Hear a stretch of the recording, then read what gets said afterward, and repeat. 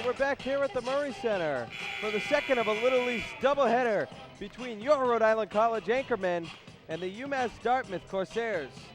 Mike Gianmarco alongside Andrew Spaziano. We are here live on 90.7 WXIN and Anchor TV. And tonight is the last regular season home game for senior guard Eric Aline, senior forward Chris Burton, and senior center Victor Smith. An emotional night here for these three seniors. Most definitely. And Andrew, we got a little time here as we look at both teams.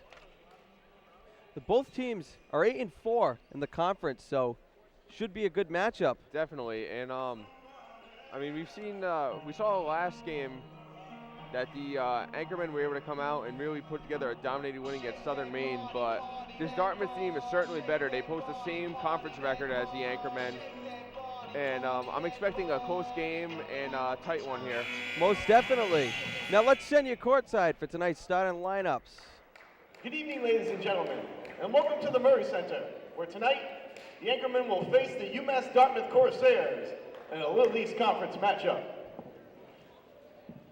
Before we introduce the starting lineups, Rhode Island College would like to take a moment to recognize its three seniors who are playing in their final regular season home game tonight. Our first senior hails from Providence, Rhode Island, and was a first-team All-Little East selection as a junior in 2014. Prior to coming to RIC, he played 2 seasons at Bristol Community College. As a junior at RIC, he played 29 games and averaged 10.4 points and 5.0 rebounds per game. An imposing presence in the paint, he has appeared in 17 games this season and is averaging 9.6 points and 5.2 rebounds per game. In his RIC career, he has played in 46 games, starting 14 of them. He has totaled 462 points, hauled in 235 boards, swatted 46 shots, and swiped 26 steals. Joined by his mother Leah and father Delroy, ladies and gentlemen, number 11, Victor Smith.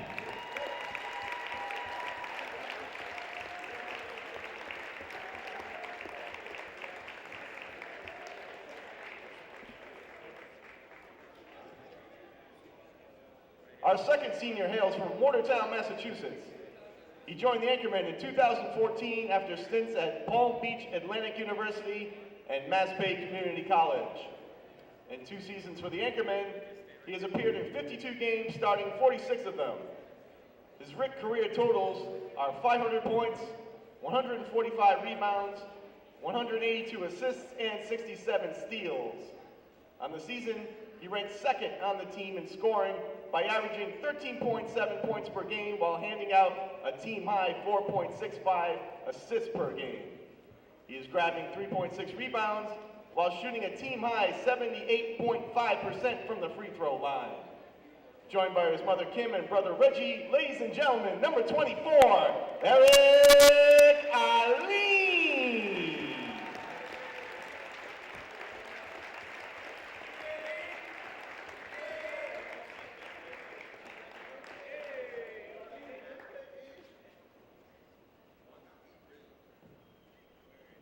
Our final senior hails from New Rochelle, New York, and wraps up his illustrious career in an Anchorman uniform, having appeared in 107 games, starting 61 of them.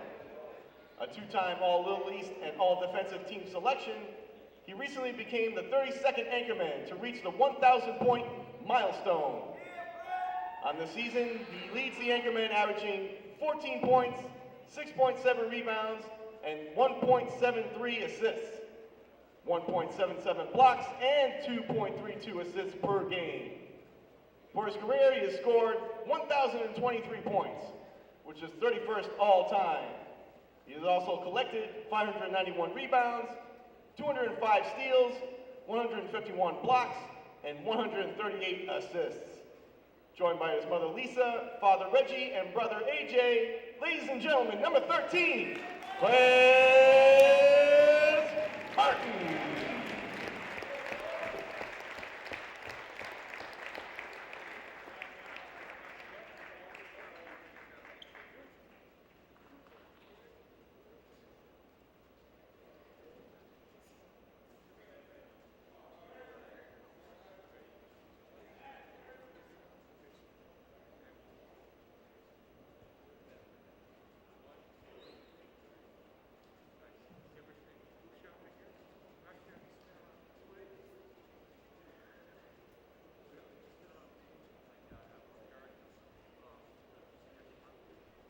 So congratulations to Chris Burton, Erica Lean, and Victor Smith on their last regular season home games as Anchormen.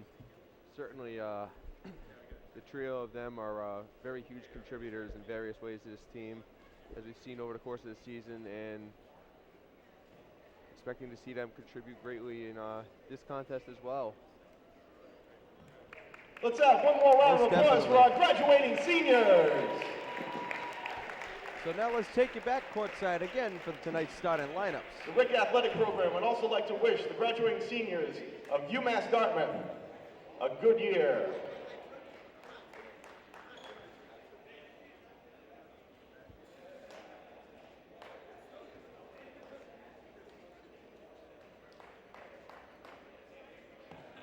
And now let's meet the starting lineups for tonight's final game. For the visiting Corsairs, at guard, a 5'9" freshman from Dartmouth, Massachusetts, number 11, Cody Borges. At guard, a 6'2" junior from Onset, Massachusetts, number 21, Jordan Resendez. At center, a 6'7" junior from Lynn, Massachusetts, number 30, Wale Abraham. At guard, a 6'2" senior from Worcester, Massachusetts, number 24, co-captain John Genkos. And at guard, a 6'3" senior from Northampton, Massachusetts, number 31, co-captain Jake Laga. Head coach for the Corsairs is Brian Baptiste. Assisting him are Scott Picard and Brian Rudolph.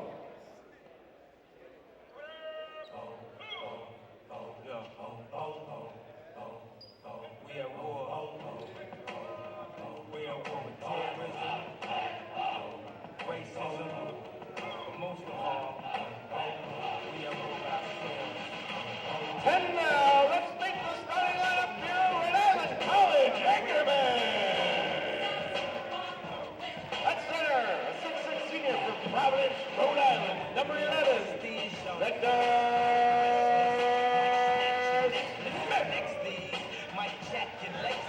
At guard, a 5'8" freshman from Meriden, Connecticut, number 23, Roosevelt Scheider. At forward, a 6'3" sophomore from White Plains, New York, number 21,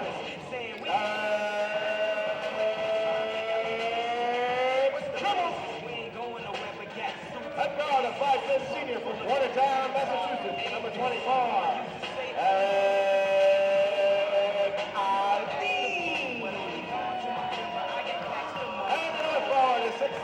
from New Rochelle, New York, number 13.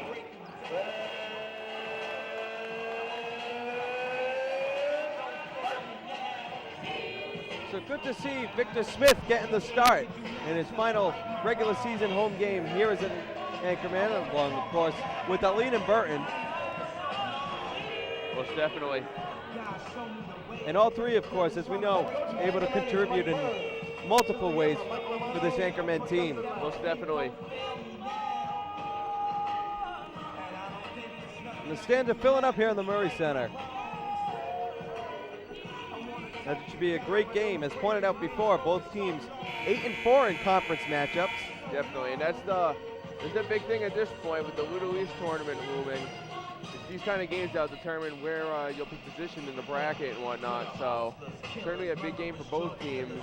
Most definitely. There's only one game to play. More than likely the last game between these two. But you never know, weirder things could happen. Definitely. And the Anchormen's last game at Plymouth State is a conference game as well, so obviously you want to end the season with these two big wins. And they haven't actually, if you look at their schedule, they haven't had consecutive wins since that massive winning streak in the middle of their schedule. It's been win-loss since then. So it'd be great if they could end the regular season on a couple-game winning streak, but we'll see what happens here. So we've got 40 minutes at least of basketball to play here.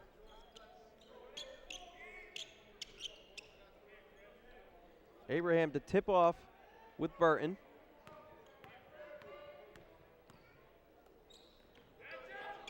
And the Corsairs win the tip off. Genkos with the ball and hands it off to Resendez. And he gives it to Borges. Borges And tipped out of bounds. Corsairs ball.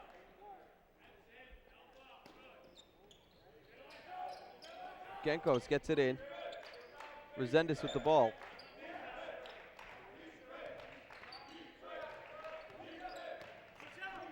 Hands it back to Laga. Laga back to Resendez. Resendez to the corner. Back up to Laga for three. No good. Rebound Smith. Aline running the offense.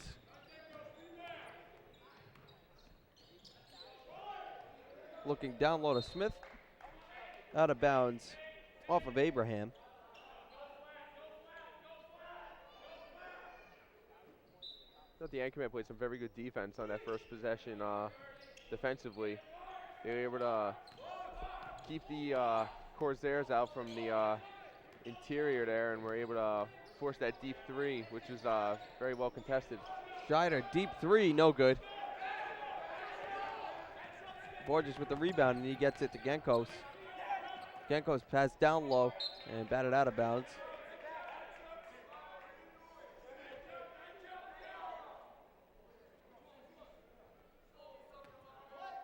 Genkos inbound.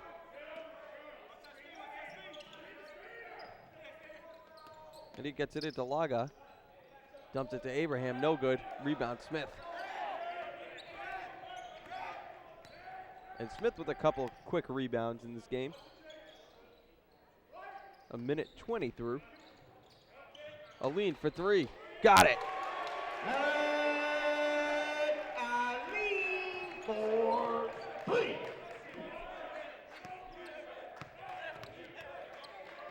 Borges gets it out to Resendez.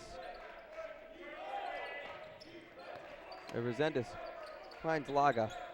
Left side. Laga driving in. Still driving in. Good defense from Burton there. And Abraham up for two.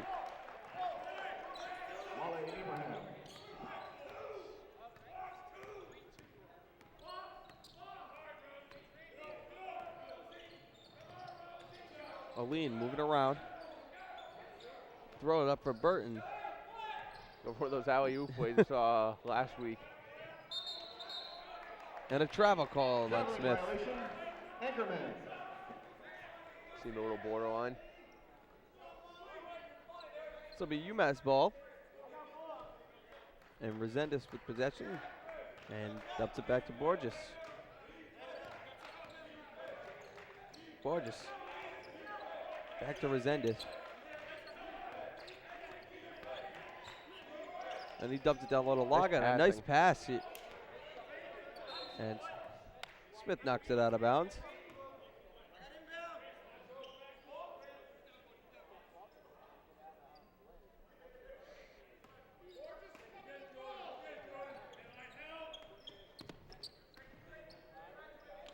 And Laga, no good. And Aline comes down with it. And a foul called as Aline goes down. UMass foul charge number 31, Jake Laga. That's his first personal, team first.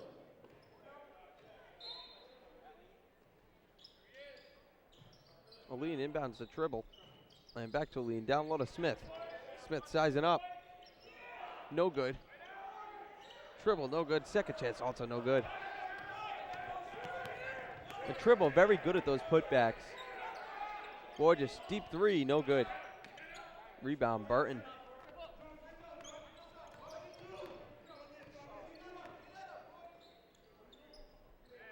Scheider with the ball. For three. No good. And nice save by Resendez. Definitely. That's surprising. Scheider's first two threes miss.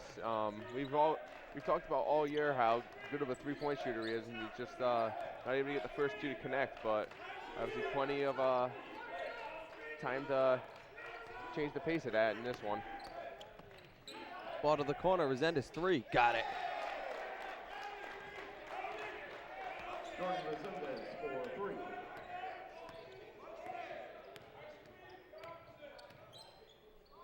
Aline to Scheider. Try to move it around and back to Burton and back to Aline. Aline down to Burton for 2.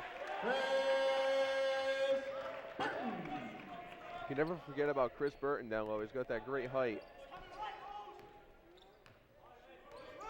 Looks like Mike Neal is going to be our first substitution in this one. Ball being moved around by UMass. Abraham up, no good. Great defense shown by Tribble. Most definitely. Aline for 3. Got it! Aline's got that. He's got that 3-point touch going so far. He's starting off 2 for 2. It's only 25% on the year, but he has shown at times that he can be lethal from downtown when he gets hot. And Resendez with the ball. Finds Genkos, 3. Got it.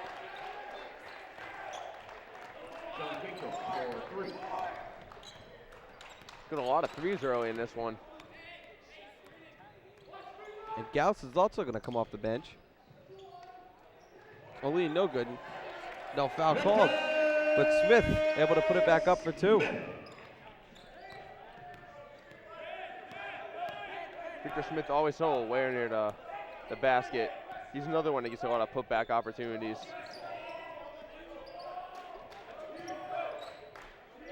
Resendez with the ball. Calling for the screen. And no good. Putback is no good. And Burton comes down with it. And he gets it to Scheider, who misses the layup. And Burton will get to the line.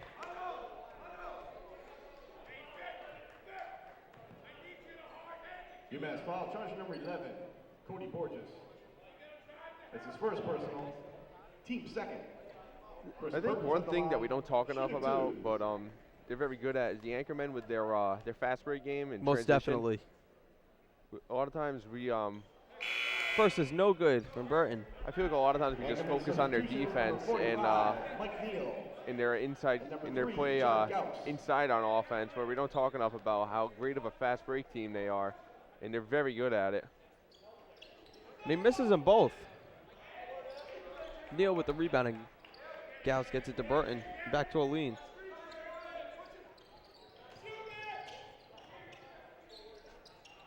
Burton for 3. No good. Rebound. Gauss comes up with it. And back to Aline.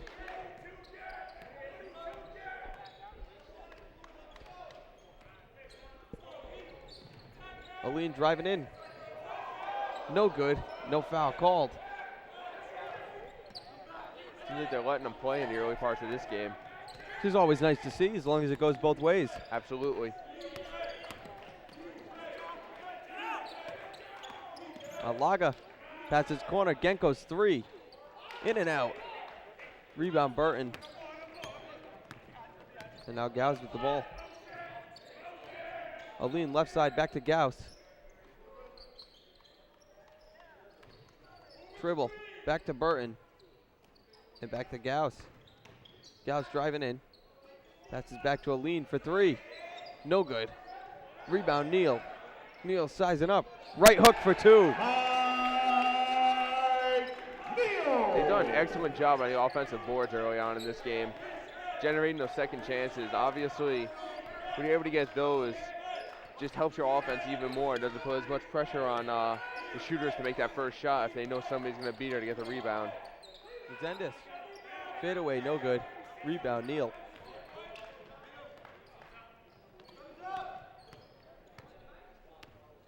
Aline with the ball. Moving around, now driving in. And a foul on the floor. And Mike Neal, just a good job getting that offensive rebound and using the Victor Smith right hook. Most definitely. They've got a lot of height just across the board on this team. Certainly Smith, Burton, and Neal have that height advantage, so they're able to use that a lot of times to their advantage. With boards on both sides, Tommy's of Pizza, delivering quality the since court, and they're able to 1955. get the Delicious rebounds and pizza, able to salad, get sandwiches, some of those and more. putback shots. Oh, yeah. Tommy's And we've Pizza seen delivers that a to lot all tonight. dorms and We've local seen hotels. Burton and Eat in or take out Neal and Tommy's, Smith call 351 all getting opportunities with that, 4141. and Fox you know, Toyota it's something you always Scion, want to see, and that's where you the pay reason why this wholesale team prices excels for at what your they new do. and used Toyota. Agreed. On the Super Value lot at Fox Toyota on Taunton Avenue in East Providence. And UMass Drive just hasn't value been home. able to find their touch offensively. As I'm not sure exactly what they started from the field, but they've hit a bit of a shooting drought as of late.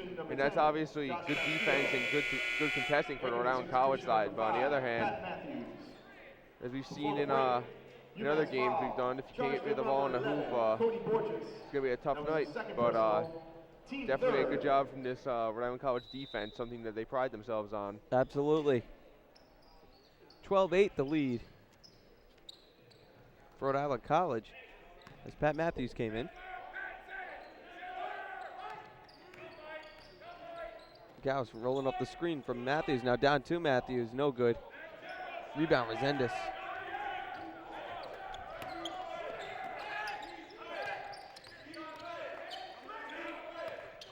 Ball being moved around. Castillo gets back to Resendez.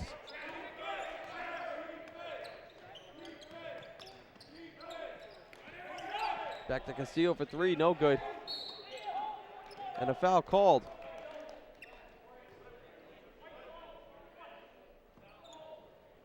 Anchorman foul, charge number 21, Terrence Tribble.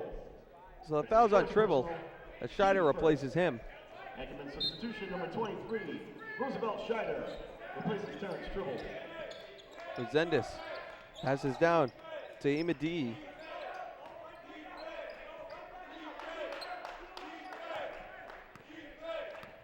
And Castillo with it.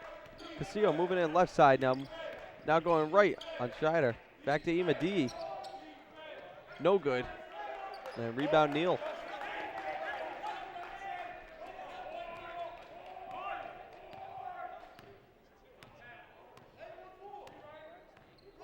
Gauss moving around. Nice screen set from Matthews. Now back to Scheider. Gets it down low to Neal.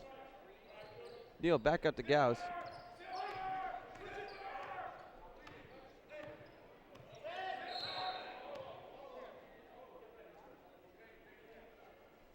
We got a whistle on the play.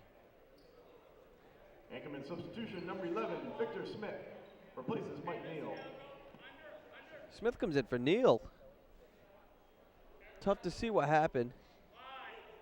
Might have gotten poked in the eye. That's what it looks like. Anchorman substitution number 24, Eric Ali replaces John Gauss. A lean back in for Gauss.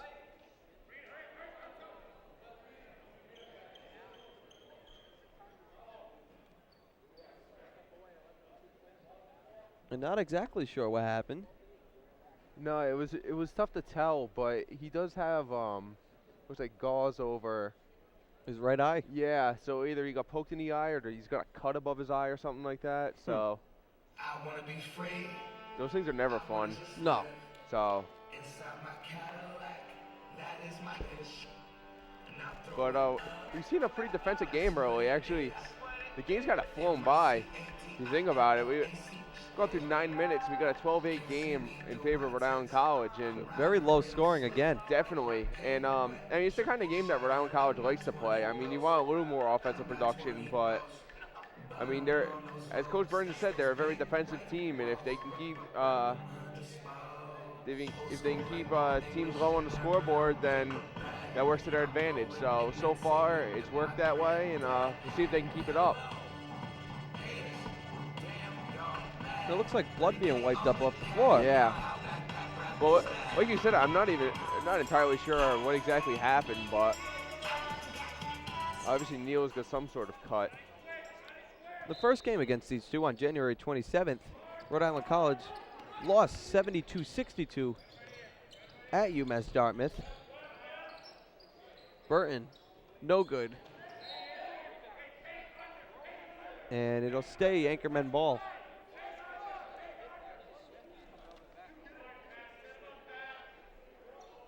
And that was during a two-game skid after their long winning streak. So Matthews out to Burton. 3. No good. Rebound Castillo.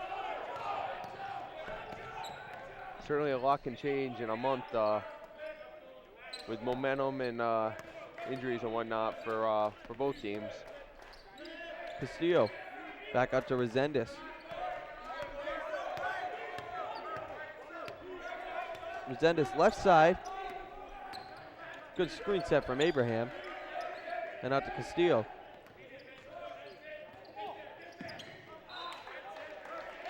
And it'll be Corsairs ball with 5 seconds to go on the shot clock. Tribble back into the game for Burton. It's a very, as you said, very defensive battle, very tight game. And they've been forcing each other to the very brink of the shot clock on a lot of possessions.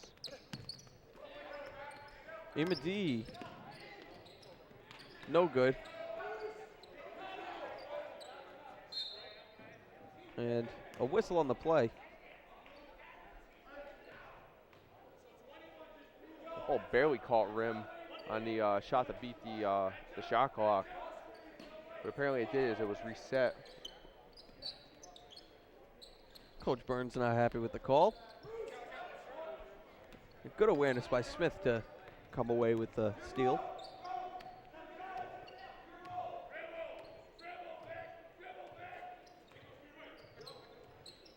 Aline moving around, gets it down to Smith. And Smith is called for the travel. He's not happy.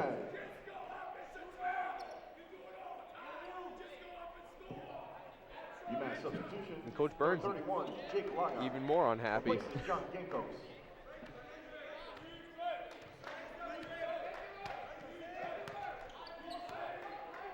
Laga back into the game for Genkos.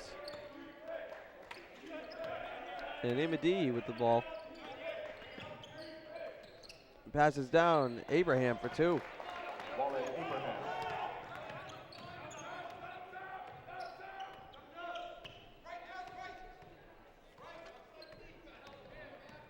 Aline, left side, now moving right. Fakes the shot, and back to Smith. Smith driving in, and he draws the foul. You know, we were talking about it being a low-scoring game. UMass foul, choice number 30. UMass Dartmouth averages 79 points a game and has a 2-point differential over their opponents. Rhode Island College averages 67 points a game and has a 6-point differential. So Smith makes his first. You can certainly see the different styles of play in both these teams. And as I said before, UMass substitution number 34. This stays a low-scoring game throughout. It's going to work in the Anchormen's advantage in the big picture. Oh, absolutely. But you certainly do want to get some points, however. And Smith makes his second. Imadihi gets it to Resendez. Resendez moving in left side. Up off the board and good. Jordan Resendez. Very high arc on that right off the board too. Definitely, but ball don't lie. Aline fakes the 3. Gets it to Burton and down to Smith for 2. Smith is so lethal down and around the paint. It's almost a sure thing when he puts up that hook shot.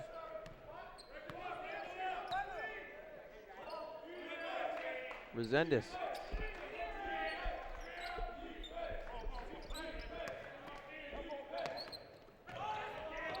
Now good defense being played by Burton. He's gone for that steal a couple times tonight, but hasn't been able to convert. Imadi, no good. Comes up with his 1 rebound as Resendez goes up for 2.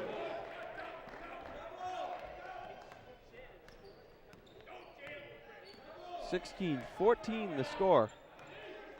If you're just tuning in, you're listening to 90.7 WXIN and or Anchor TV. Mike J. Marco alongside Andrew Spaziano. We'll be with you all night, or until this game's over. We should be going to a lot of overtimes. Could be all night. Aline for 3, got it. Ali. 3 for 4 for downtown for Ali. And all 9 points from three-point range. He's coming to play on senior night, that's for sure. He leads this game with his 9 points. And Scheider comes up with a huge steal. He goes up for 2. You knew sooner or later that was going to happen. They've been playing for that steal this entire half, and finally they're able to take advantage of it. It was a great play by Scheider, able to read the pass and able to take it in for the easy layup. And 21-14 the score. Anchormen ahead by 7.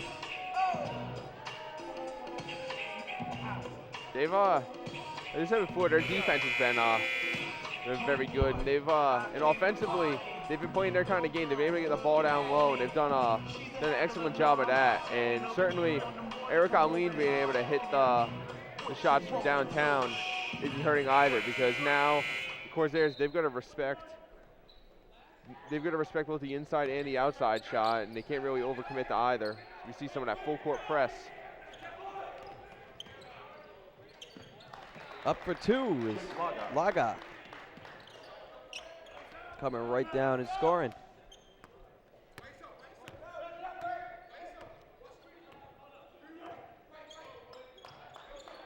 Aline moving off the screen from Smith.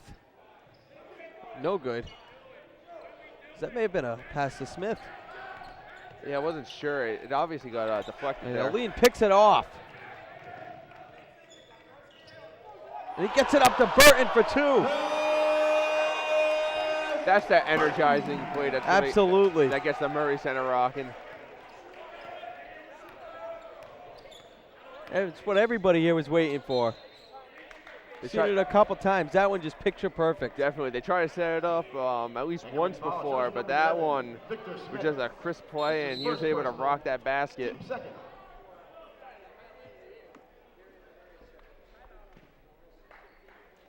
Wow, what a play. Definitely. Aline just able to throw it right up to Burton, and Burton slams it down. Yeah, you can tell him and Burton have been they're on the same page with that play, and they know they're just very good at executing it and know when to throw it up there. So certainly good chemistry between the two of them. Most definitely. Putnam Pike, Johnston, Rhode Island. Since 1969, a renowned tradition serving award-winning pizza, And as I said, pasta, salads, and that more at we're affordable seeing a very prices. low-scoring game. All of a sudden, we've seen a flurry of points. The Anchormen getting 9, and UMass Dartmouth 6 since the last points break. So obviously, both teams are opening up a little bit offensively. The Anchormen, obviously, with the big plays, the alley-oop dunk, and another 3 from Aline. But like I said, both teams are opening up a little bit, so it'll be interesting to see who or if either team can get a little bit more of that offensive momentum flowing here. We got a little over 6 minutes left in the first half. So see if either team can grab some momentum here before the break. Anchorman substitutions, number 3, John Gauss. And number 5, Pat Matthews. Gauss and Matthews back into the game. Jordan Resendez is at the line, shooting 2. Resendez makes his first. Resendez, a great free throw shooter. 82% on the season. He makes it both.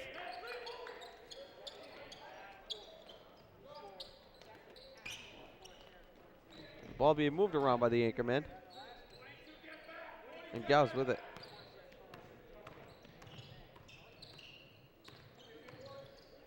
Gauss to Burton. Down low to Matthews. Matthews no good. Rebound Castillo. Resendez passes back. Laga draws the foul.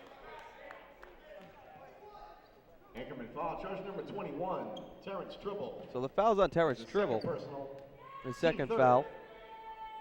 Jake Laga's at the line, shooting 2.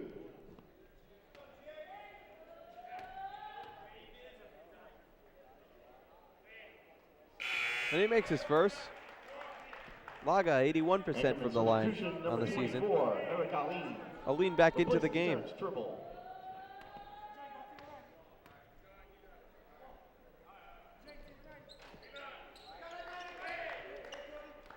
So he knocks them both down. The Corsairs haven't been afraid to A foul called. Corsairs haven't been afraid to bring that UMass full foul court charge number 23. the press at John times in this Robinson. game. They've His done first it personal. Team several fifth. times, trying to throw this Anchorman offense off balance a little bit. And Aline bringing it all the way up the court. No good. Tap no good from Matthews. And Castillo gives it to Laga and passes it down. And back to Laga. Robinson. And picked off by Aline.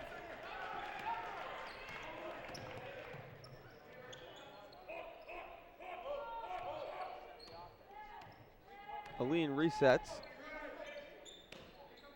And Matthews with the ball. Down to Burton, who draws the foul. UMass foul charge number 10. Josh Castillo. Burton's a 63% free throw shooter. Team sixth. So he takes a couple cracks Chris on the Burton's line at here. the line, shooting 2. Really the only flaw in his play. No, most definitely. He can shoot threes, and as we've said, he's a very good inside player. See, I believe he started off Anchorman 0 for substitution 3 number with that 11, miss Victor Smith. on the night. UMass substitution number 30, Wale Abraham. 23-20 the score.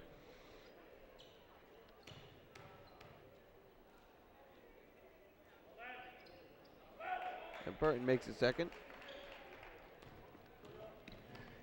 And Resendez with the ball. Castillo, right wing, up to Laga. Laga down to Resendez.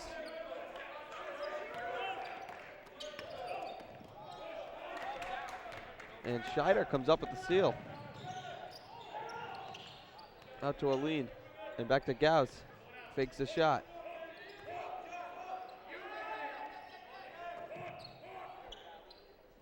Now Aline. Gives it to Burton. And down to Smith. He draws the foul.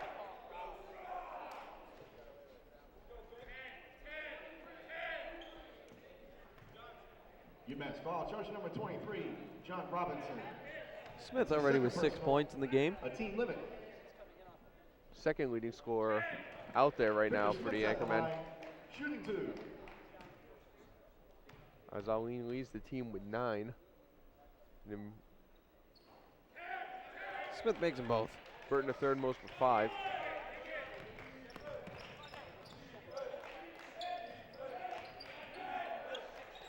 Scheider with 2 and Gauss has yet to score, and that's on the floor for the Anchormen. Resendez draws a foul. Anchorman foul charge number 11, Victor Smith. It's his second personal, team 4. Resendez very good to get into the line. Shooting 2. Coming into the game, 118 free throw attempts. Made 97 of them. He makes his first. Anchorman That's a substitution great number percentage. He's 45, got Mike Neal, 82%. replaces Victor Smith. And Laga also up there. He's a 81% shooter on 62 attempts. So And he misses a second. Rebound, Burton. just like the women's team for UMass Dartmouth, they got a couple people that are almost a sure thing from the line. Aline, no good. Resendez. And pass back out to Castillo. Fakes the 3. And back to Robinson. Now out to Resendez for 3. No good. Burton may have gotten a piece of it. Abraham up for 2. Wale Abraham. Yeah, you can definitely tell when he took the shot that it just kind of died before it even got to the hoop. So I definitely think Burton got a piece of it. But good awareness by UMass Dartmouth, able to get the rebound. Aline looking for the pass to Neal. And he ties it up for jump ball. Jump ball. Anchorman possession.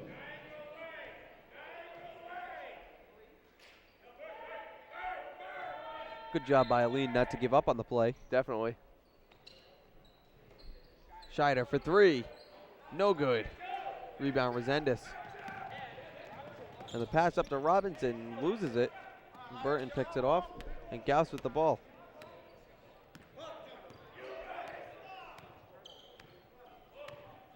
Gauss hands it off to Aline.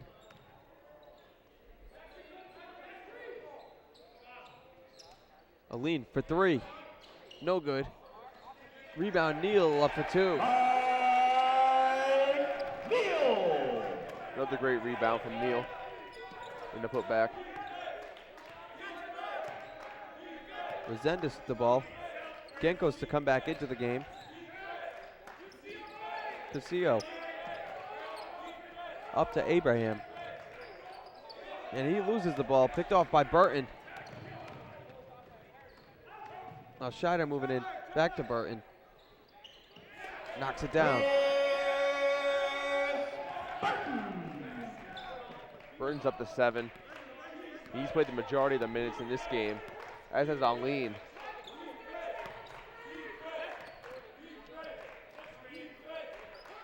Abraham with the ball. Gives it to Castillo, left side. Now down low to Resendez. Kicks it to the corner to Laga, and back to Resendez for three. No good. Rebound Gauss, and he gets it up to Aline. Aline unable to finish.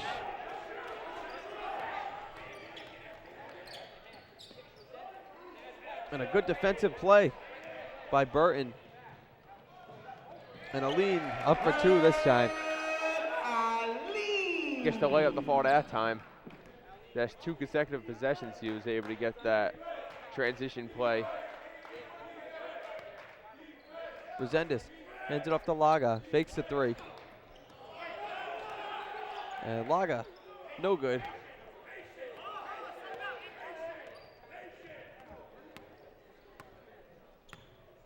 And Aline with the ball, slowing down the offense. As Coach Burns keeps saying, patience.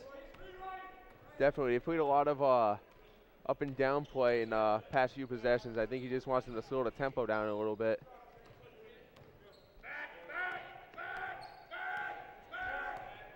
Aline. 5 seconds on the clock. And he loses it. Picked off by Robinson. And a great save by Burton. It's a great play right in front of us Aline here. for three. No good. He airmails it. It'll be UMass ball. Emma D. And Genkos back into the game. Number 24, John Genkos. And number 33, Joshua Emagaya. Anchorman substitution number 5, Pat Matthews.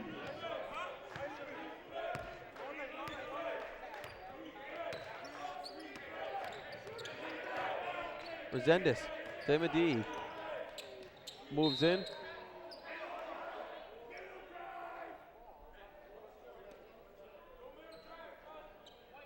And a foul called on the pass by Pat Matthews. Charge number 5, Pat Matthews. 26.2 First personal. seconds Team left fifth. to play in the first half.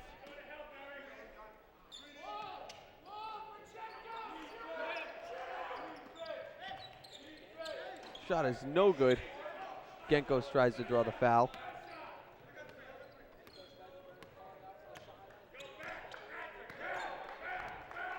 Ten seconds to go. Aline with the ball. Hands it off to Scheider. Now back to Aline.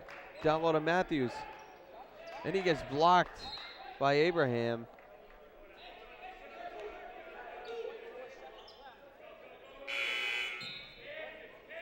Anchorman substitution number Anchorman 13, ball with Chris Burton. 0.4 seconds left to go in the half. Catch and shoot.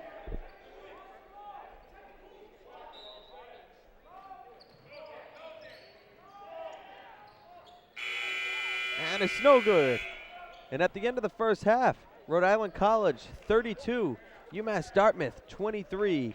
Right here on 90.7 WXIN and Anchor TV. And we're back at the Murray Center for the second half of this conference matchup between the Rhode Island College Anchormen and the UMass Dartmouth Corsairs. We got a 9-point Anchormen lead as we start the half. And Borges with the ball. Stay able to get on a bit of a run and extend their lead towards the latter half of the half. And Abraham, no good. Rebound, Smith. a pretty solid job overall, I would say, in the first half from the Anchormen. Most definitely. On both ends of the floor. Aline gets it to Burton and down low to Smith. Smith, good off the board. He's in double digits now with 10. He's such a beast. What a yee.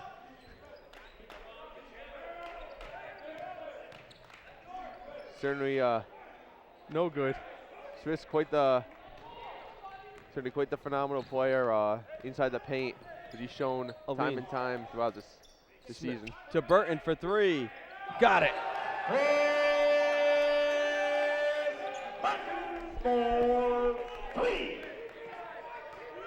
And Burton joins Smith with 10 points as the Anchormen have gone off to a 5-point run here in the opening minute of this half. And Burton back to Scheider for 2. That's exactly what you want coming out of the gate. Absolutely. 39-23. The RIC lead. I don't think Coach Burns could have asked for better execution to start the half. They get the 3 from Burton and the two is to sandwich that in, and they've did a phenomenal job to knock this UMass team off balance to start the half. As they take timeout the first minute 20 into the half to try to regroup, as they were getting pretty overwhelmed by this onslaught of Anchorman offense. Onslaught is right. And we've seen this team come out in the second half, play a team close to the first half, and come out in the second half and blow the doors off them. Absolutely. So we'll see if UMass can adjust. They certainly have a good team. As you said at the top of the broadcast, they have the same conference record as the Anchormen and defeated them at home earlier this season. But right now the Anchormen hold the upper hand as they have doubled their lead from 7 to 14. I'm sorry, from 9 to 16, so extended the lead by Almost 7. doubled. Yeah, my math is a little off, but Out of bounds, and it stays UMass ball. And one thing I don't believe we've seen is the Anchormen lose after being up double digits. Genkos, no good. Rebound. I don't have the Burton. exact stats, but you know what? That sounds pretty solid because I can't think of an example from that No. off the top of my head. So yeah, they're not a team that's typically going to go out and blow a huge lead after they've built one. They are, however, a team to add on to that huge lead. Oh, definitely, especially Smith draws the foul. if they can get their defense going, and I know we said this in the last game against Southern Maine, if they can get a lead like this, that defense is just going to start eating the opponent alive. They're going to just start taking chances, and they're going to start getting really risky with their opportunities because they know they can because they have such a big lead. And Smith makes his first.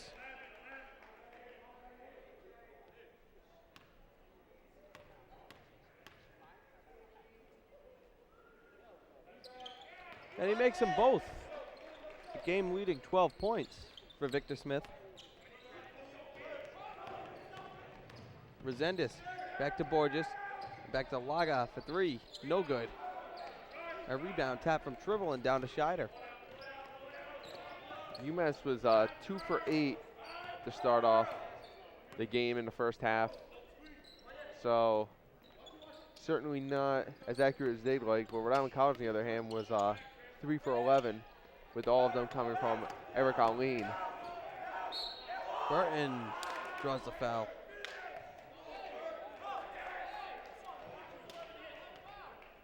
UMass foul, charge number 11, Cody Borges.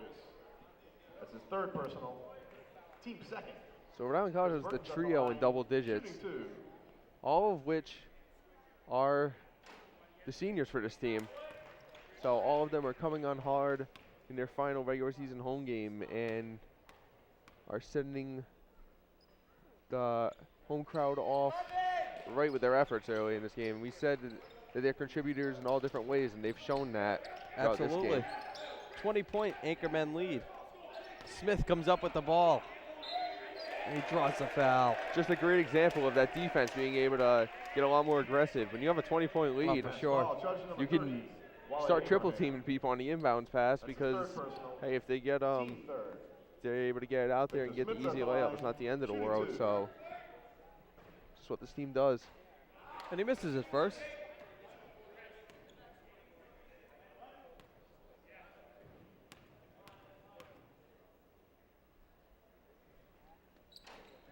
And misses both.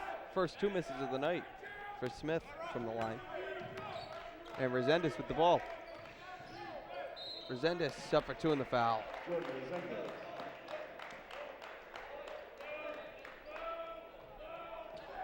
Anchorman foul, charge number 11, Victor Smith. That's his 3rd personal, team first. Jordan Resendez is at the line, shooting 1.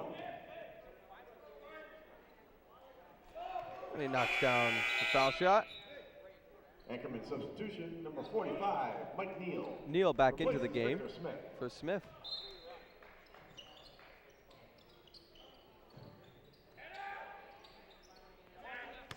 Some nice work moving the ball around by the Anchormen.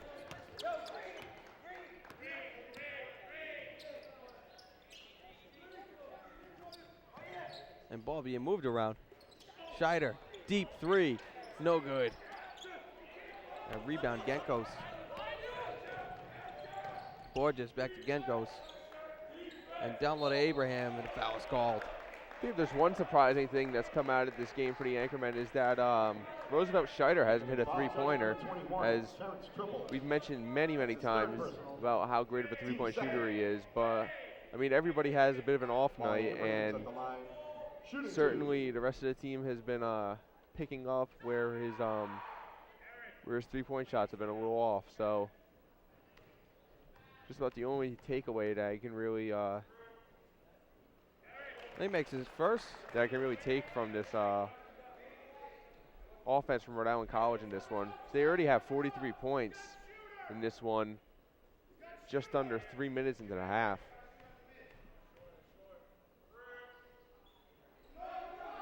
The ball don't lie, he misses his second. I've been waiting in both broadcasts for you to say that. Aline with the ball. Throws it up for Burton, and he slams it down again. And the second one even nicer than the first. Burton steals it and up for 2. He's really got the juices flowing tonight. Just another highlight reel alley-oop, and then Absolutely. the steal on the inbounds to boot.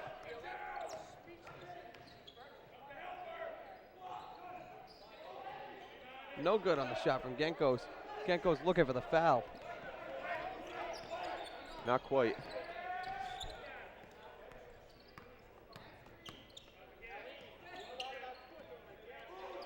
Down to Burton. Burton back up to Aline. Step back 3. Got it!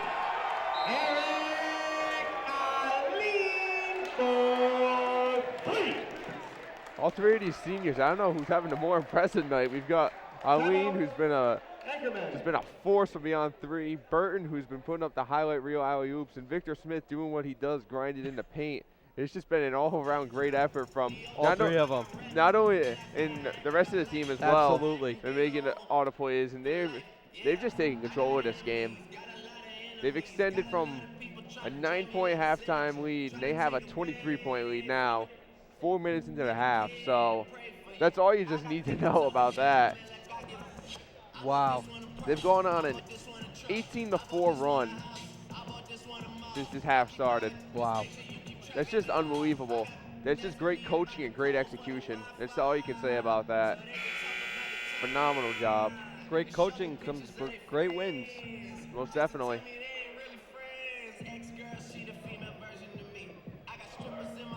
So we're gonna take another look at the Aline 3. It's a great job from him executing the 3. He's been doing that all night. That was his 4th 3-pointer.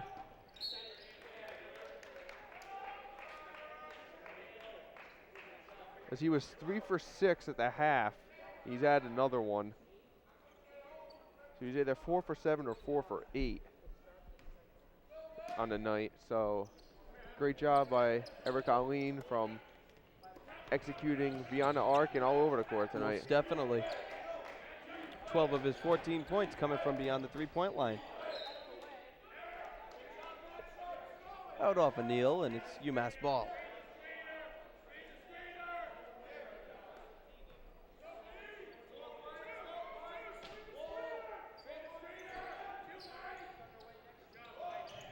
Genkos gets it to Laga. Laga driving in, loses the ball, and Anchormen possession. I think the most amazing part about this team as of late is they're doing all this, and they only have 8 players on the whole team. Very true. They've got a very short bench, and they've just found ways to execute and pull out wins. Scheider up for 2. Roosevelt Scheider, just a freshman, finding his way inside today. Definitely. As we point out, he's had a little difficulties from his usual three-point territory. We have a foul. Neil, good job getting set. I think he was just inside the half circle of the arc. Definitely. But definitely, I think the one thing with this team is that you have to be, makes his first. you have to be able to do different things. And you know, if Scheider can't hit the threes, he's got to work inside. And I think that's just something probably Coach Burns probably drills into players, that you can't be a one-dimensional guy. You got to be able to do different things. Even Eric Aline, he hits threes, but not like he is tonight. But he just finds different ways, as all of them do, to contribute to the team and just do their job.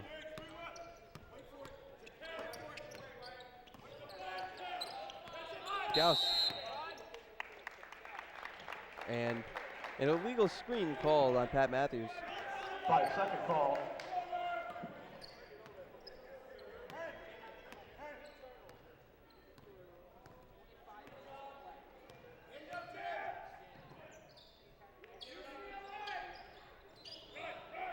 And picked off by Gauss. Gauss up to Matthews. And back to Scheider.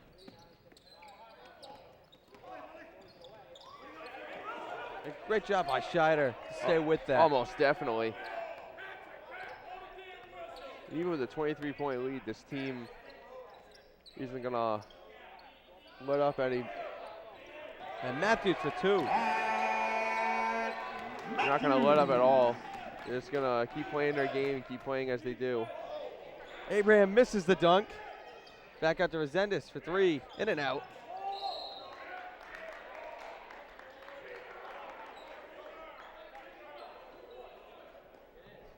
Anchorman foul, charge number 21, Terrence Tribble. So a foul on Tribble. That's his 4th personal, team 4th. Anchorman substitutions, number The 13, 3 seniors Wes all Burton, back into the number 11, game. Victor Smith, and number 24, Eric Aline. Along with Pat Matthews and John Gauss. Gauss has gotten a lot of minutes tonight. But as I said, they do only have 8 people on a team currently, so Yeah, filling in the shoes of Jarrell Washington. definitely. So I mean, just another thing that you got to be able to do is step up and. Aline 3, no good. And out of bounds.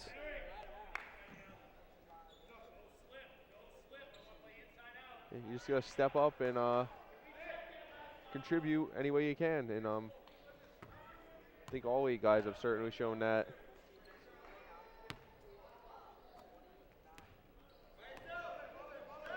Resendez with the ball.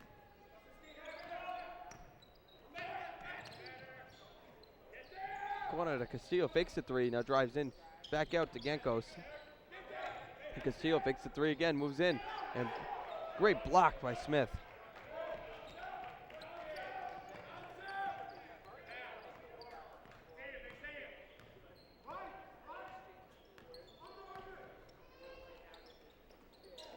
Ball in the corner, Gauss gets it to Matthews. Matthews looking for help, now gets it out to Burton and to Aline.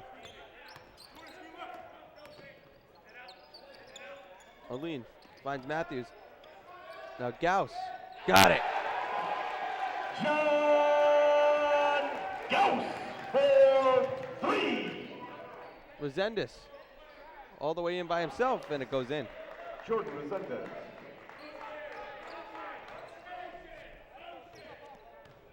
Anchormen only with a 26-point lead. 12:40 to go in the game. And Matthews down to a lean for 2. Tell you what, when this team gets on a hot streak, you don't want to be on the receiving end Absolutely. of what they're dealing out, because it's never fun to play against them like that. A foul on the floor. Let's just keep in mind, Anchorman foul. the Anchormen, Chris Burton. they average 69 points a game. They have 59 already. As you said, 12 changed the play. As opposed to UMass Dartmouth. Only has 31, and they average giving up 61. And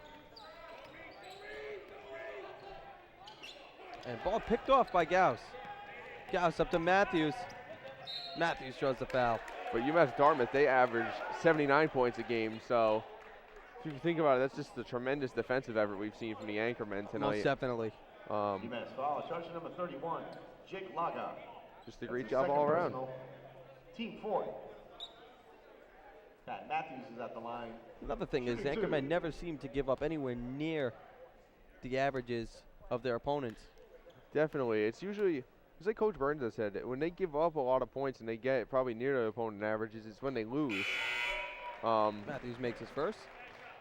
But yeah, I mean, we see that from time and time again, that most of the time they're going to hold you to under your average, and you're going to have to find a way to beat them at their own game.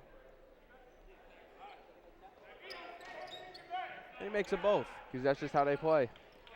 30-point game, 61-31.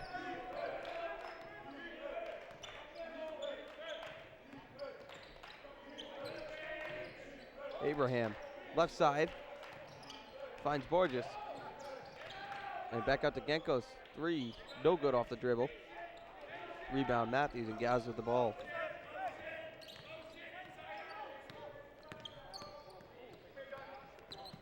Great job saving it from the backcourt violation. Yeah. Like I said, 30-point lead, and they're not letting up at all. And a foul called.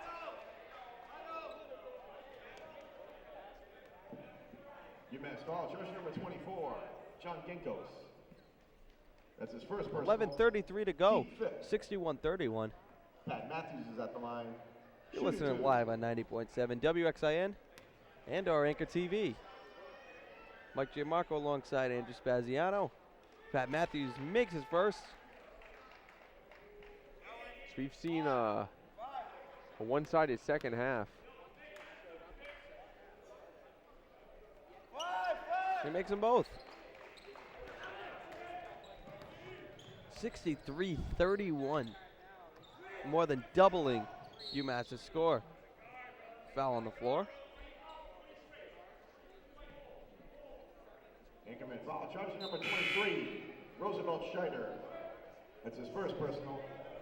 Team 6. And Genko's the inbound. UMass substitution number 34, Alex Rodriguez. Rodriguez into the game, along with Amadiyi.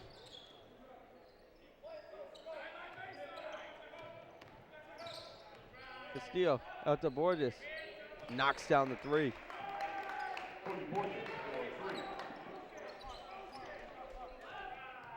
You know, it must be tough living with that name. Yeah, I know. Smith for 3. No good. And out of bounds. That situation, why not? And Coach Burns takes him right out after that missed 3. Yeah, that was only Smith's second three-point attempt on the season. But like you said, in this situation, yeah, why not? Smith laughing about it on the bench. Castillo back to Borges. Back out to Genkos. Genkos driving in left side. And a foul called. Anchorman foul, charge number 24, Eric Ali.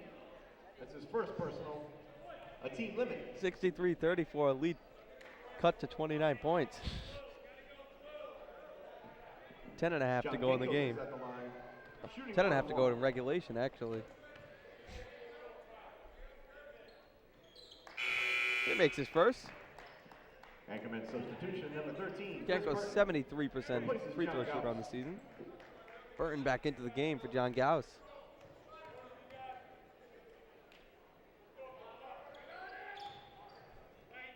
Misses his second. Rebound, a lead.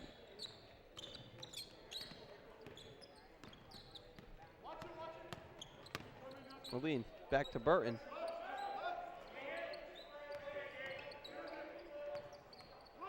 I was waiting for Schrader to attempt a three from way down there, but Looked like he was thinking about it. I know. Aline driving in. Tries to go up and under, and it's blocked. And they're going to say Anchorman ball. It looked like that hit Lean while he was out of bounds. So I agree. But it's not the way they're going to call it. And pass batted away by Genkos.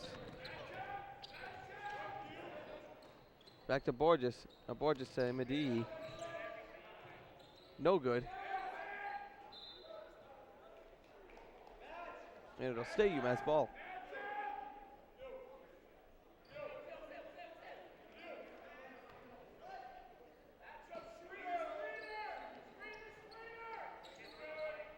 Genkos. Now Castillo driving in. And up for two. Josh Castillo. Burton with the ball. Being guarded by Amadi. Timeout. And a timeout called by Coach Burns. And I'm sure he's got something to say as the lead's been cut down. Cardi's Furniture, Number Pro 26 to 26. Cardi's offers same-day mattress delivery 7 days a week. I mean, When it this comes is to really, furniture and mattresses, I think we've nobody touched on beats it all. Cardi's Furniture. Nobody. Really with the second half. I mean, it's just been all Anchormen. They've, as we said a couple of times, they just came out with great adjustments and great game plan that they've executed. And it's really just kind of all you can really say about it right now. Absolutely. Burton inbound. And he gets it to Aline.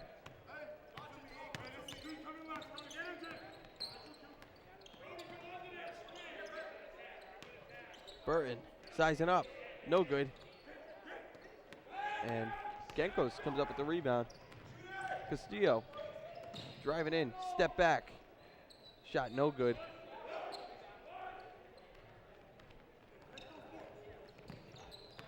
And Aline moving up the court. Back to Burton. Fakes the three, now drives in and pass intended for Neal goes out of bounds. Anchorman substitution. Smith number back 11, into the game. Victor Smith replaces Pat Matthews. Victor Smith with 12 points. Chris Burton with 16 and Eric Aline all with 16.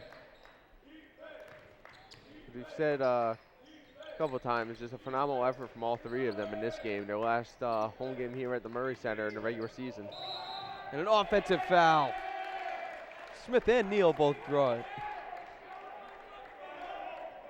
UMass offensive foul. Charge number 33, Joshua Imadai. That's his first personal, team 6th.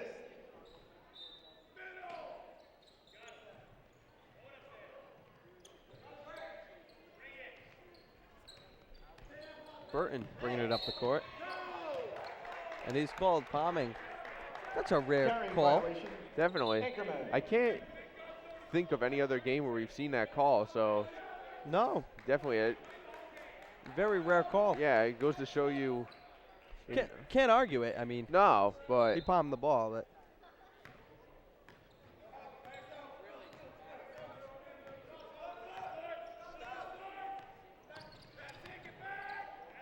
Luzendis back to Genkos. Genkos to the corner. Amadi Drives in baseline. Is now trapped. Back out to Genkos. Resendez being played tightly by Aline.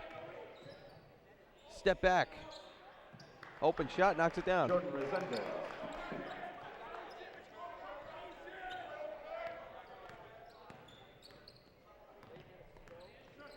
(63-39) the score. 8 minutes to go in the game. One pass out of bounds by Neal. And Aline, if you saw the look on his face, UMass substitution number 31. knew it was his fault. Yeah, definitely. Anchormen Which that's all right. number 3, John Gauss. You know, Coach Burns doesn't want to see those kind of miscommunications. And I'm surprised Neal's the one who went to the bench and not Aline, actually. Hey, it is a little surprising. John Gauss into the game.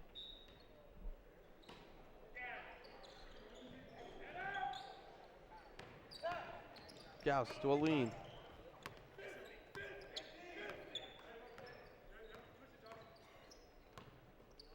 Scheider back to Aline.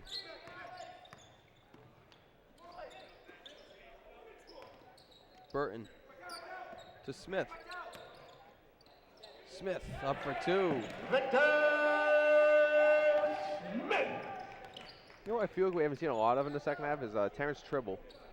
He played 13 minutes in the first half, but haven't seen much of him. And that's very low for him too, even in a half. Definitely, especially as a starter. Aline tried to get a little fancy on the pass to Smith. Three is no good from Laga. A rebound up and in Jordan Resendez. from Resendez.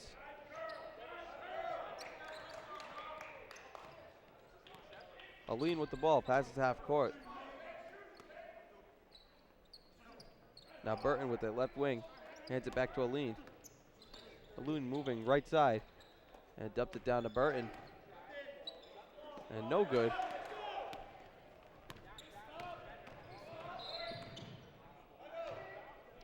And that was too bad if Burton waited just a half a second after to put that up. Anchorman foul. Charge number Would have had that 13, clear lane right to the Chris hoop. Burton. Definitely. That's his second personal. A team As limit. Imadi tried to Timeout. flop to get the call.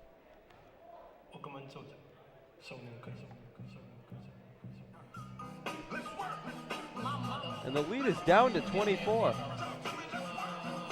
You hear the concern in your voice. 65-41 the score.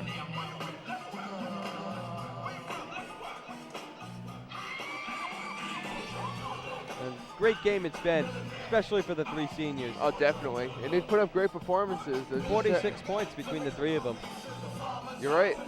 We've got Aline and Burton at 16 apiece, and Victor Smith with 14 right behind. So phenomenal effort from all three of them. They're sending their careers out right here in their last regular season home game here at the Murray Center. So they've both come to play in a memorable night for them. Absolutely.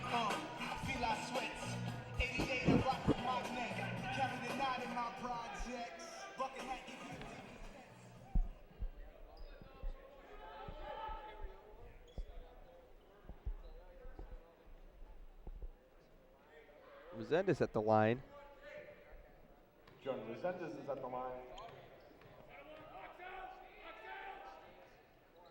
He makes his first. Anchorman substitution. 82% on the season. Terrence Tribble replaces John Gauss. Here's Tribble.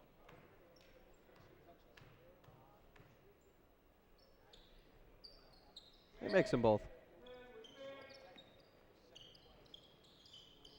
It got quiet here in the Murray Center.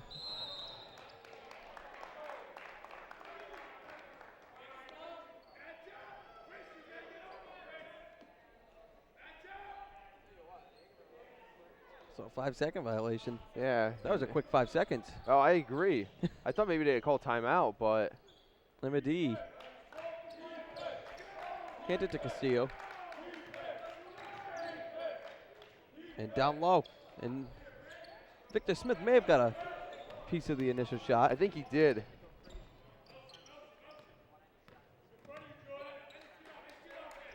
Scheider with the ball. Far right. Handed to Smith. Now Aline with it. Aline driving in. Step back. No good. And Castillo with it.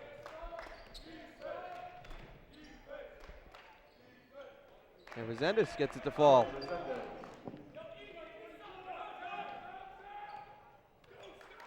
Aline with the ball.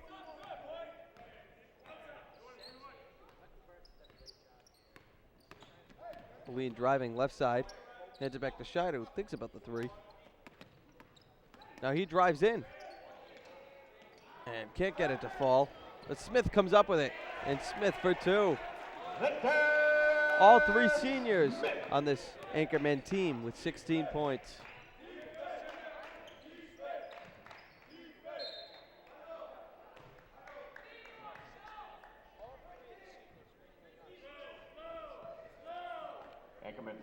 Phenomenal game Chris Burton. from all three of them, and the whole team has just come out to play for their three seniors as well. And we see why. Tribble wasn't in much. He's in foul trouble already with 4 fouls. UMass substitution. That would do it. Number 34, Alex Rodriguez. Rodriguez back into the game. And I said before, Alex Rodriguez, that must be a tough name to live with. Especially in going to college in Massachusetts. Oh, yeah. Aline, far right side. And Imadi knocks it away. He goes up for 2. Joshua Imadai.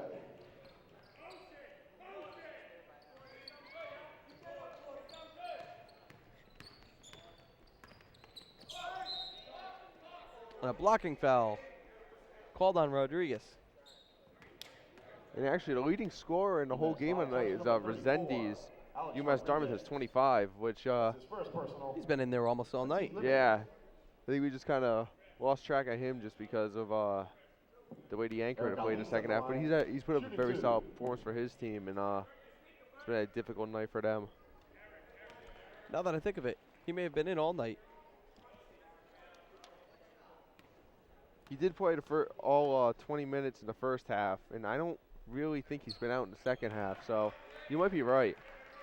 And obviously with 25 points, you can see why they've kept him in the game. Most definitely. He has over half their points. Nice block from Smith.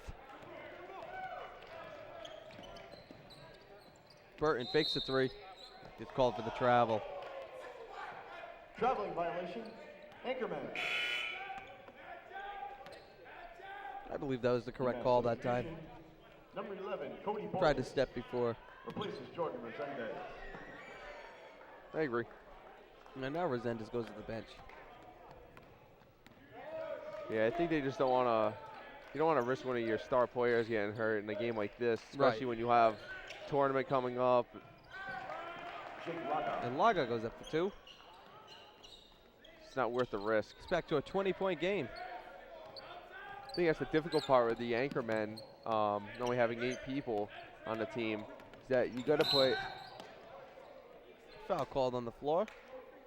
You got to play some of these guys because you only have 3 bench players. So I think that's the difficult thing in this situation. So, but they put up great performances playing all this time on the court. Got to say that much. UMass substitution number 30, Wale Abraham. Abraham back into the game. Shooting 1-and-1. For Alex Rodriguez.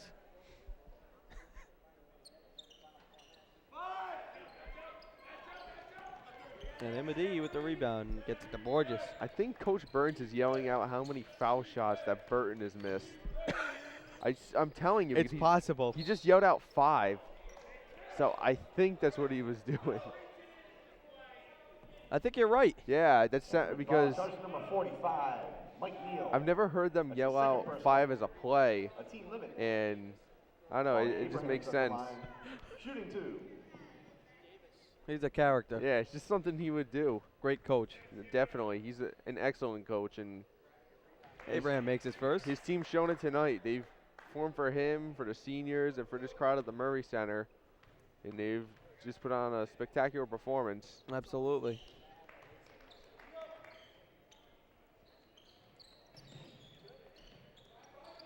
And Burton gets it into Neal and out of bounds.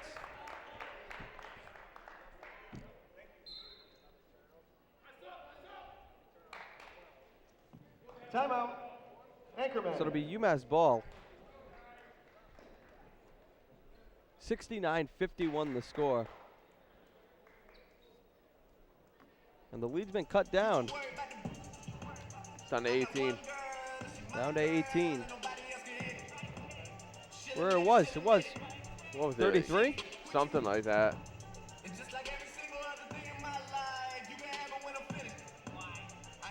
3:49 to go in the game. You just tuned in.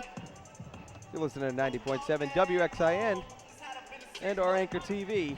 Mike Gianmarco alongside Andrew Spaziano. I have to say, if you are listening to both at the same time, you are a very dedicated anchorhead. Absolutely. And if you want to show support for your Rhode Island College athletics, sports teams, you can find us on Facebook, Anchorheads. Click the like button, show a little support.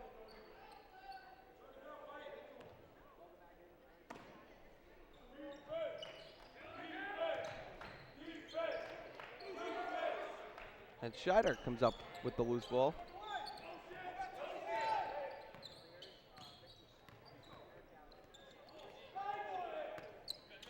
Good job by Aline to regain possession.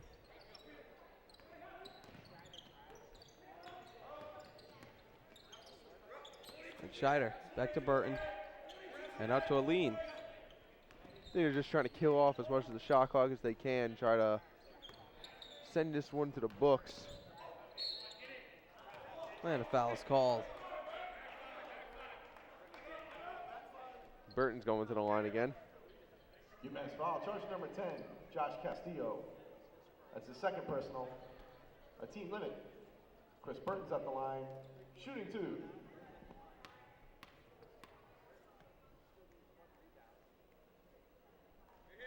He makes it first.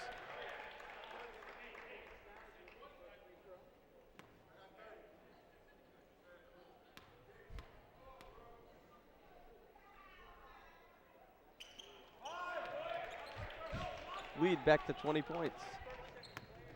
71-51 the score. Imadi. Back out to Castillo. And into Abraham. No good by Imadi out of nowhere. Joshua Imadai.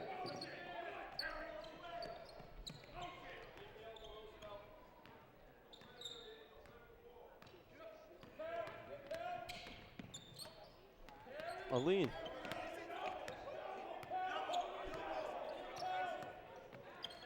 Aline not happy with the missed calls. He throws up a floater, no good.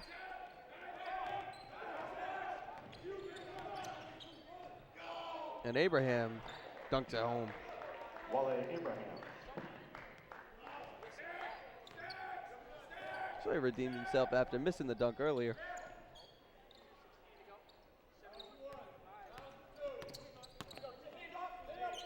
Scheider with the ball. He had a pretty clear lane that time, so we had plenty of room to focus on dunking the ball there. Scheider out to Burton.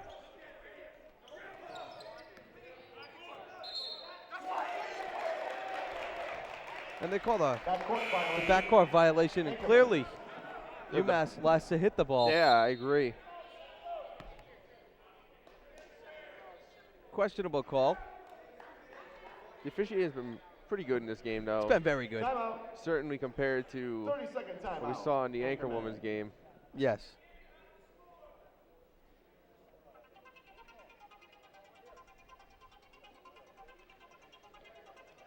Officials talking it over.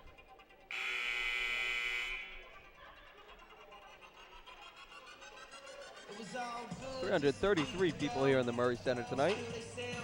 Probably the most we've seen to this senior night. It's towards, definitely towards the higher capacities we've seen. Most definitely. 385, we're here for the Eastern Connecticut game. 325, the beginning of the year as well.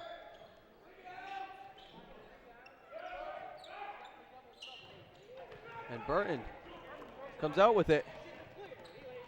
He lays it up, no good. And Imadi with the ball. And Abraham out to Castillo. Castillo, floater is good, and the foul. Josh Castillo. It looked like Neal did a great job getting set there. I agree, and it didn't look like he was inside the arc. No. Mike Neal. That's his third personal. A team limit. Josh Castillo's at the line. Shooting one. Coach Burns agrees. The ref did confirm he wasn't inside the circle. Ref did confirm that. Castillo knocks down the shot. This game's down to 13 points. I feel like this is something that Coach Burns would not be happy about. No, definitely not. Especially after having a 33-point lead.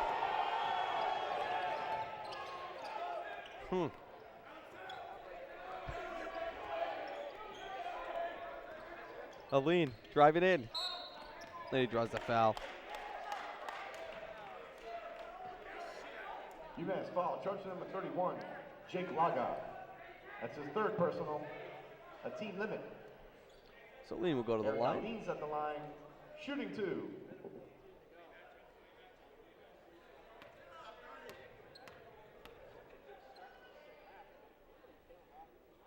He misses his first. He's gonna watch out. He might start keeping account for him. Resendez to come back into the game. The game's leading the scorer. UMass substitution number 21. Jordan Resendez. Resendez with 25 points. Aline with 19. And Burton with 18. Laga fakes the three, gets it back to Resendez. He dumps it down to Imadi. Finds Resendez, no good. Rebound, Neal. And a foul called. UMass foul. Charge number 21. Jordan Resendez. That's his first personal. Under a minute to go in the game. 72-58 the score. Aline at the line, shooting two.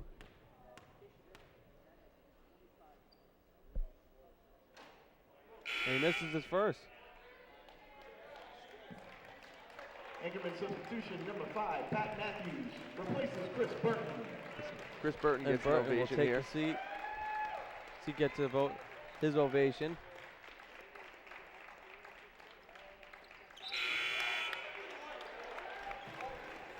More than likely was his. Number 21, Terrence Tribble replaces Eric Ali. And Aline also with the ovation. They likely just played their last minutes as Anchormen in this regular season at the Murray Center.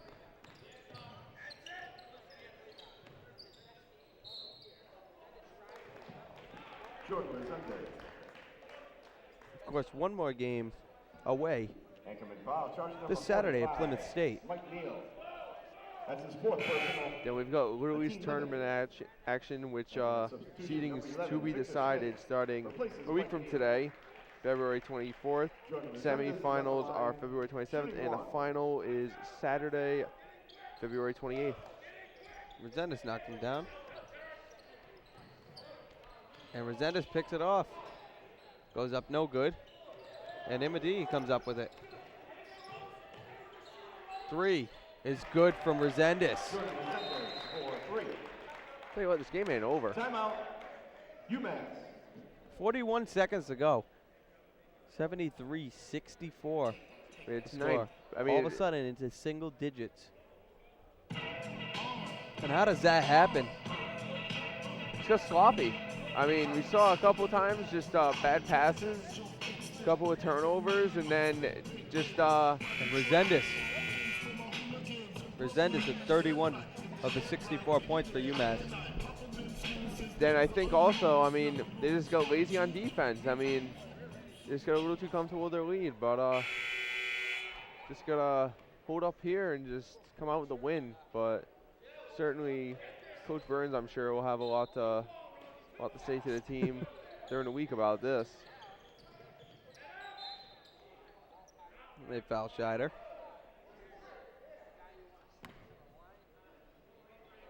Aline and Burton back into the game, by the way. George Resendez. That's his second personal. A team limit. Very understandably. Roosevelt Scheider's at the line. Shooting 2.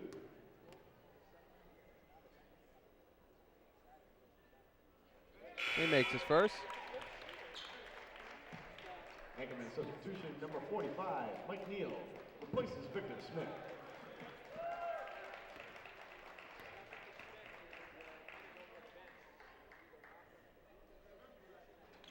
He misses a second.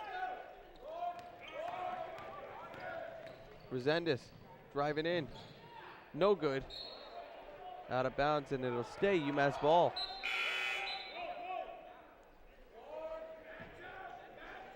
Anchorman substitution number 3, John Gauss, replaces Roosevelt Scheider. Timeout, UMass. So what a game it's been. Definitely. Lead back up to double digits.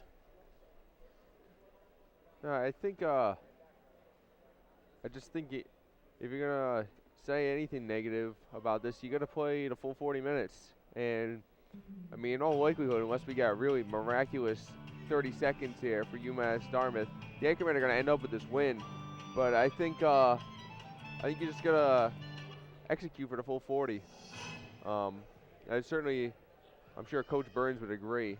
It's just something you got to do, and you can't get too. You can't rest on your laurels too much because, you let this team back into this game. Agreed.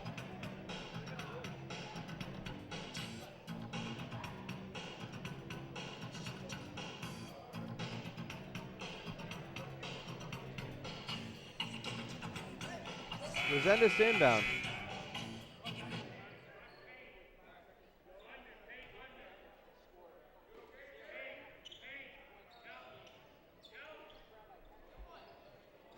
And shot no good from Laga.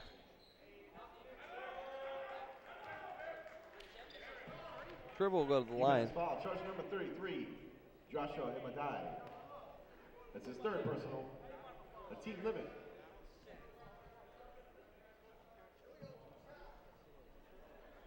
Terrence Triples at the line, shooting 2.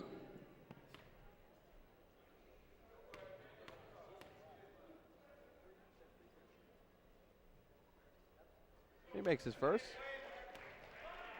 And Triple's finally on the board. Oh yeah, huh? But as we said, He misses a second. as we did say earlier, he was in some foul trouble here in the second half, but Resendez. And Laga is out of bounds.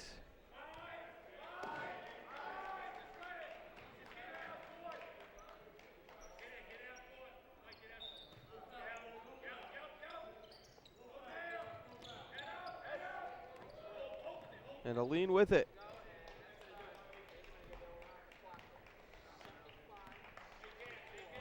And as time expires, the Anchormen are going to pick up the win in their last regular season home game of the year.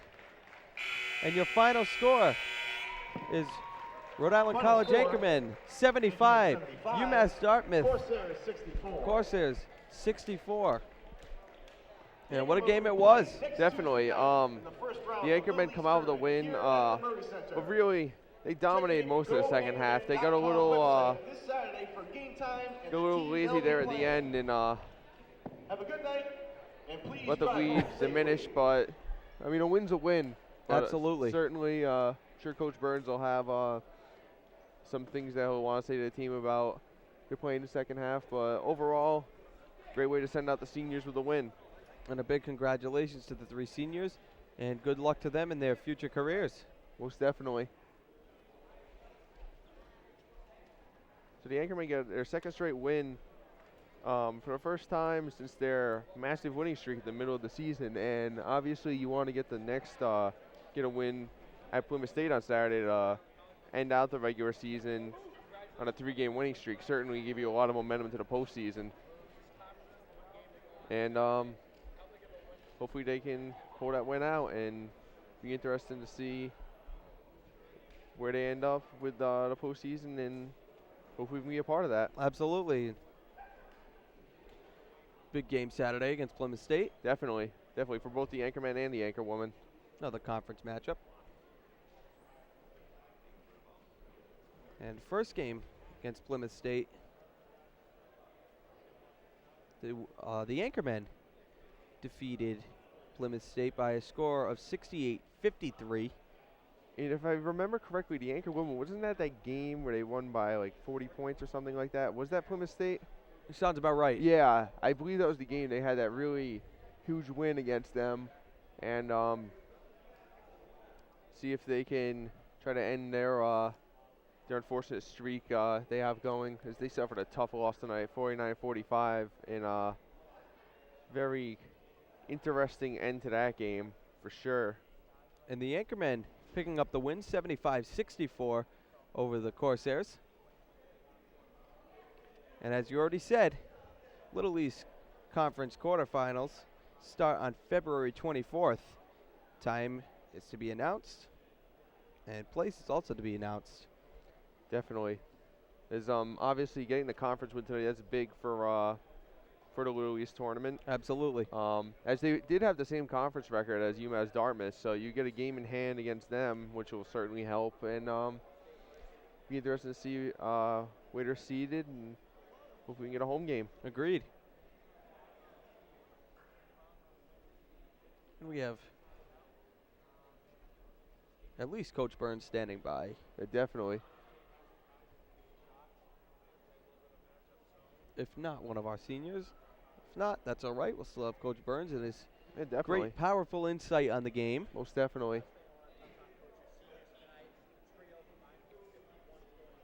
And a great game from the 3 seniors. It's great effort all around from Victor Smith, Eric Alleen, and Chris Burton. They all put in a Combined for 51. Yep, and they put in a great effort in all aspects of the court. So it's a great job by them, and like you said, good luck to them in their future endeavors, and also for them in the rest of their Anchorman careers, because it's not quite over yet. They still got some big games. Yep. So hopefully they can make a postseason run and send them out in style. That would be great. I agree. Going out in style would be the best thing this team could do. It's the best way to go out is Absolutely. in style.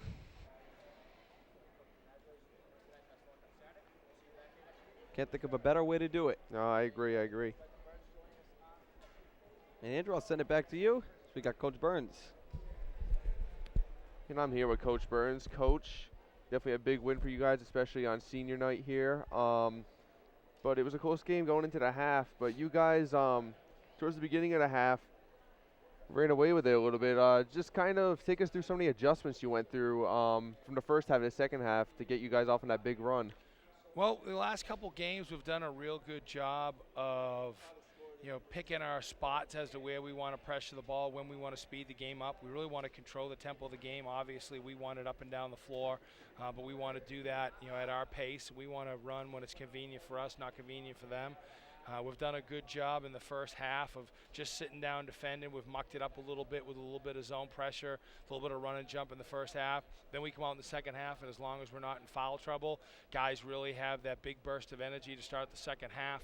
I think all the hard work the guys have put in the summer, everything they've done in the weight room and the conditioning and all the practice we've done is starting to pay off at this time of the year. And it's a championship program, and this is when the cream is rising. I mean, obviously, they've been in the NCAA tournament 9 consecutive years, and this is the time of the year when the teams buckle down and realize who they are and bought into playing hard and playing together, and let's hope it continues. Definitely. And as we mentioned before, it is senior night here at the Murray Center.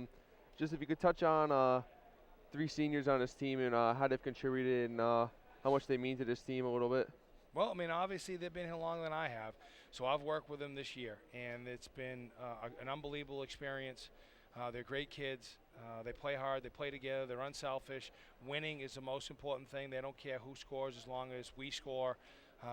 They'll sacrifice individual accolades for the good of the team. The program has won, and it's instilled in them. And it's easy for me to work with them every day because they know what hard work is and they know how to win in this league. And let's just hope it continues. But it's been a joy to work with these guys. Most definitely, and they've been a joy to watch as well. Something else that I'd like to touch on. You guys have been a little short on the bench. You've been playing with 8 players the past couple games. Just kind of tell us how some people had to step into some different roles and how it's kind of helped you guys, or how it's affected you guys as a team to have the guys do a little bit extra. Well, we've had the same core, the whole year. I mean, obviously, Chris, Eric, Victor, Michael Neal, Tribble. I mean, those guys have been there, through the battles. So we really haven't, lost them. You only need 5. We'll play the 5 guys we have. If we have 8, we'll play 8. We're not making any excuses. No one's feeling sorry for us. We have a bullseye on our back. To be honest with you, I think this group likes being an underdog. I think they like the position in. Obviously, me as a coach, I'd like to have some more options to go to. But these guys just seem to battle and raise above, and they don't make any excuses. We're going to roll with who we have, and in practice, if we have to put managers out on the floor and have to put coaches out on the floor to go 5-on-5, we'll do that. We're not making any excuses. I mean, no one feels sorry for this program. This program's had so much success over the years. Everybody's shooting for us, and we're not going to make excuses. We're going to play with the guys we have. Definitely. And great effort from you guys. You get a couple consecutive wins, and we appreciate you coming over to talk with us, and good luck against Plymouth State. Thank you very much. Let's get this one on Saturday and see what happens. Take care. All right, you too.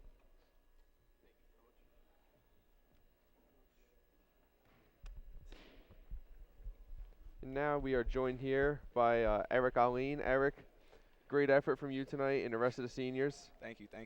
As we were talking to Coach Burns, obviously you guys really came out in the second half and you just kind of took control of the game to start off the half. He touched on a little bit of the adjustments. Just what did you guys do to get that momentum, and what adjustments did you make to do that? In the locker room at halftime, Coach told us that the first 5 minutes were going to be extremely important for the game. So we knew that we needed to come out and set the tone and pressure them full court, just keep attacking the basket, and just playing team defense. Definitely, and it showed because you guys got up to a huge lead, and you were able to kind of use that to your advantage throughout the half. But it is senior night here. It's your last regular season home game as an Anchorman. Just kind of tell us how it feels and what kind of emotions you're feeling right now. Oh man, I just feel so blessed. I'm really thankful that Rhode Island College gave me a chance to come here and go to school here, play basketball, be a part of the community. And just looking back on my 2 years here, it's gone by so fast, and I've made a lot of great friends, had a lot of great memories, and hopefully we have a couple more games to go. Definitely. And you guys, as you said, you do have a couple more games to go. You got a game at Plymouth State, and you got the Little East tournament. What do you think you guys got to do to keep the momentum going? This is your first multi-game winning streak since you had that big win streak in the middle of the year. So what do you think you guys need to do to keep it going? We have 8 guys, so we pretty much just have to play like we have nothing to lose. Every game has to be like our last game. And it's my senior year, it's Bert's senior year, it's Vic's senior year, and we don't want to leave with any regrets. So that's the most important thing. Definitely. Well, you guys showed it tonight. You put up a great effort, you and the whole team, and good luck against Plymouth, and hopefully we see you back here for a tournament game. Thank you. All right, thank you. And that is going to wrap it up today with our broadcast. And before we sign off, I'd like to give some special thanks. We got Pete Hurt, who's been our dedicated camera guy throughout the year. He's done a great job documenting the action. We got T. $, who's been doing graphics, replay, and all sorts of stuff. He's done an outstanding job. Not just that, with setup and just keeping everything organized. And Pat's done that as well. And of course, my colleague here, Mr. Mike Giamarco, our dedicated play-by-play man.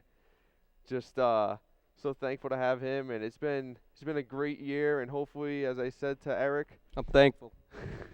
As I said to Eric, we got hopefully we get a tournament game here, and we'll see what happens. But for now, for Anchor TV, this is Andrew Spaziano and Mike Giamarco, and we're gonna sign off.